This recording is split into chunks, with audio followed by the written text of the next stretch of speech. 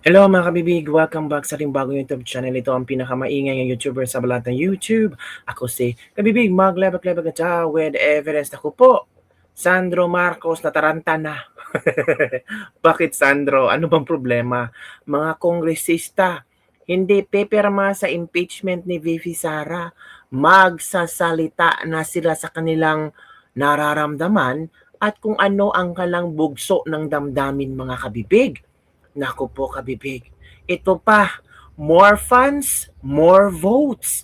Nako, ni isa-isa na pala tinatawag ni Sandro Marcos, di umano ang mga kongresista para posibleng tanungin, pipirma ka ba or hindi? Tapos i-release na daw ni Sandro ang FLR for later release na pera. Naku po, ito kabibig ha, may nabasa tayo kabibig na ito ay galing sa ano ba, politiko. Naku, grabe, ito kabibig oh. Oh, more funds, more votes. House lawmakers, monthly budgets reported rise to 1.5 million. Individually ha, amid Sara Duterte's impeachment drama. Hala, biglang tumaas ang monthly budget ng mga kongresista. Bakit? Bakit pinataasan? Anong nangyari, Sandro? Ito kabibig ha. While ordinary Filipino tighten their belts and amid rising prices, lawmakers in the House of Representatives are reportedly seeing their budget expand by as much as 300,000 each. Hala, yaman naman. Just as the impeachment case against Sara Duterte gathers pace. An ex-cooper from Abante, Politico's sister publication, said House leadership has approved an increase in the monthly maintenance and operating expenses or MOOE of lawmakers starting May or sa Mayo. Oo, 'di ba magbabalik sesyon sila sa Mayo? At doon na nabobotohan kung pabor ba sila or hindi. Sa plenaryo, sa impeachment kay si BP Sara, the bump raises allocations to 1.5 million from 1.2 million. So there is an increase of 300,000 pesos. Ay, buti pa kayo.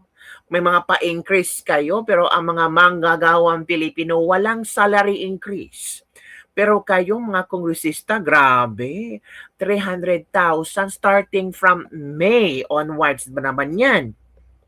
So, ang kanilang budget pala, monthly budget is 1.2. Pero ngayon, pinataasan ni Sandro, dinadagan ng 300,000. Uy, buti pa kayo. But some lawmakers appear to be getting an extra boost. Uy! So it means meron pang mas mataas sa 300,000. Members of Partido Federal ng Pilipinas, PFP, the party of Ferdinand Marcos Jr., are reportedly in line to receive additional 500,000 according to the Scooper. So yung mga kaparty ni BBM, aside from 300,000, dadagdagan pa ng 200,000. So additional 500,000. Uy, grabe. Pera ng taong bayan yan, para yatang pinaglalaruan nyo lang. Among the PFP ranks in the chamber are the House Speaker Boji III and Majority Leader Sandro Marcos, the President's son. If sustained, the increase could push the House spending by roughly 1 billion monthly through the end of the 20th Congress in June 2028. Wow. The timing of the alleged MOOA hike has raised eyebrows inside the chamber.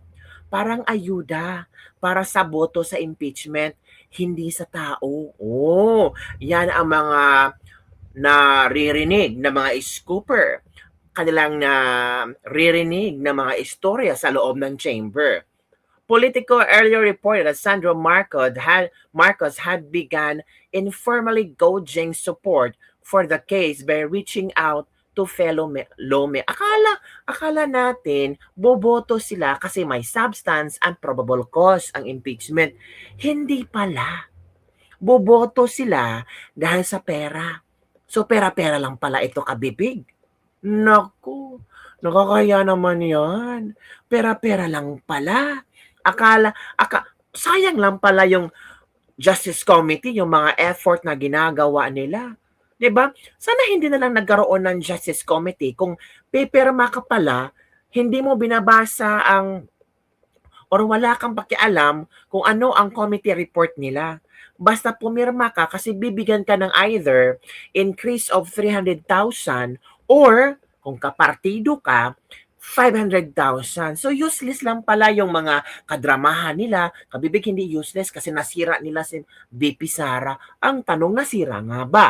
Or mas lalo kayong masisira dahil sa scooper na ito na para yata ang ginagawa niyong bobo, tanga ang sambayanang Pilipino, nagpahiring-hiring, nagpamini-mini trial pa kayo, pero pirma pala dahil sa ayuda. Uy, mahilig sila sa ayuda, di ba? Pero sobra ang lalaki ng mga ayuda nila. 500,000, 300,000. Pero magkano bang ibibigay ng mga ayuda na Bongbong Marcos sa atin? Oh, yung 5 kilong 20 pesos na bigas. Yung 5,000 na ayuda para sa mga driver. Yung AX, yung tupad at kung ano-ano pang mga gimmick na programa na pang band-aid at ayuda lang. Pero sila, ang lalaki ng ayuda, 300,000, 500,000 monthly?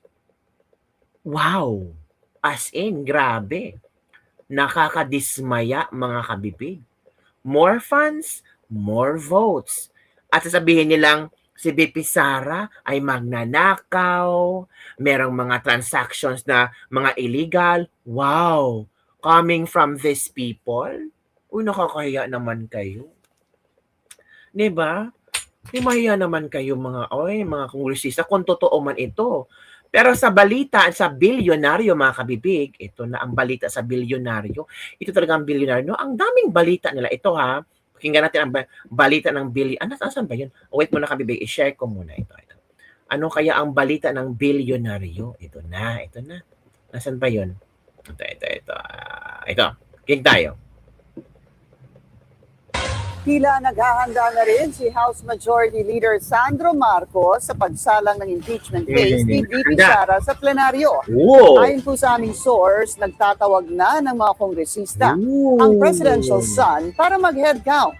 Ilalabas na rin umano ang proyekto ng mga mambabatas na nakalista bilang for later release o FLR. Nakakalat ang mga proyektong ito sa mga ahensya tulad ng Department of Agriculture, DepEd at DOH.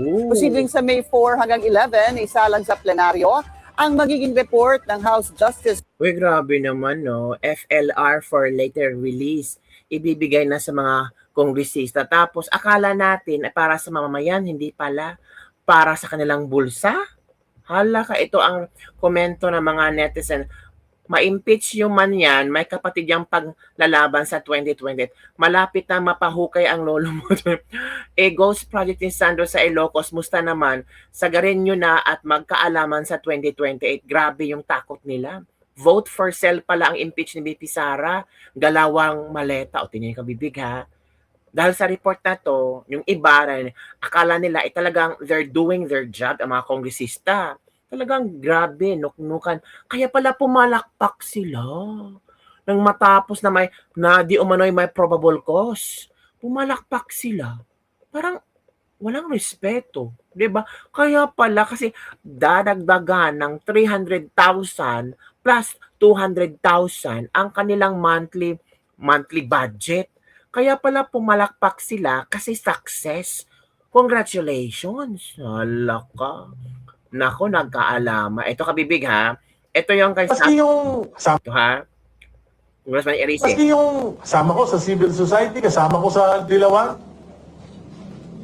they are so afraid of a Sara presidency that they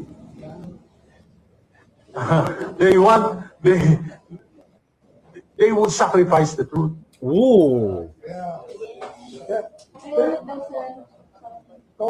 Halaka. They are so afraid of a Sara presidency that they would want to sacrifice the truth. Halaka, grabe. So, ano nakakamping? Okay pa ba kayo? Halaka. Grabe, Congressman Erese. Kaya ginagawa lahat kung ano-anong kadramahan, tanim testigo at iba pa para ma-impeach si BP Sara. Kasi once mananalo si BP Sara 2028, lagot kayong lahat na magnanakaw mga maletagang. Oh, gusto ba nating walang managot or may managot sa 2028? So dapat iboto na din si BP Sara para may managot. Bullseye, the exact truth. Full force pa nga nga sisi. Yes, it's obvious. Tama ka, Sir Duterte pa rin. Ito yung tuna na dilaw na katulad ng iba dyan ng mga hipokrito, di ba? Full force pala sila. They are afraid of Sara presidency that they would want to sacrifice the truth. Yun ang ginawa ng mga kakamping ngayon. Wow! Galing sa totoong liberal na yan, ha? Oh. Isa na dyan si Risa de Lima at Reza. Takot sila pagdating sa 2020. Of course, matatamaan sila. Maybe sila ang unang matatamaan kasama sina Sandro at BBM. May mga kasalanan lang ang takot pero yung mga abiding law citizens ay masaya. True bullseyes mo kong erase. So maliwanag yung kasama mo sa dilawan at civil society na ayaw nila kay BP Sara na Pangulo sa 2028 dahil gusto talaga nila ang korupsyon na patitigil ni VP Sara na sinabi dapat ay may managot. Kaya alam ng mga Pilipinos kung sinong kalaban ni VP Sara at gustong-gusto ng korupsyon. So itong mga civil society at nilawan, gusto pala ng korupsyon. Kasi si VP Sara is fighting for corruption pero hala ka, alam na natin. Again nga. Maski yung kasama ko sa civil society, kasama ko sa Dilawan, they are so afraid of a Sara presidency that they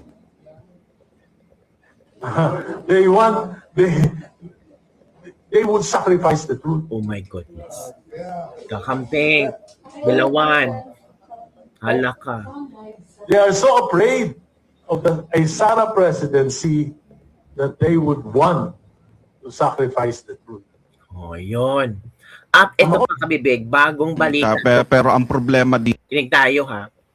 Galing pero ang problema dito yung mga kongresista naman na sabihin natin na hindi pabor para sa kanila dahil yung mga constituents na sinabi mo kanina, medical, free education, lahat-lahat, support, benefits, maaapektuhan. Hindi nagagalaw yan para sa mga nasasakupan ho ninyo, halimbawa. Well, totoo. In fact, ako dahil even before, pagka pumapasok ako sa Kongreso, madami akong mga kasamahan sa Kongreso nakakausap and a lot of them are not in favor of this impeachment, in the second impeachment.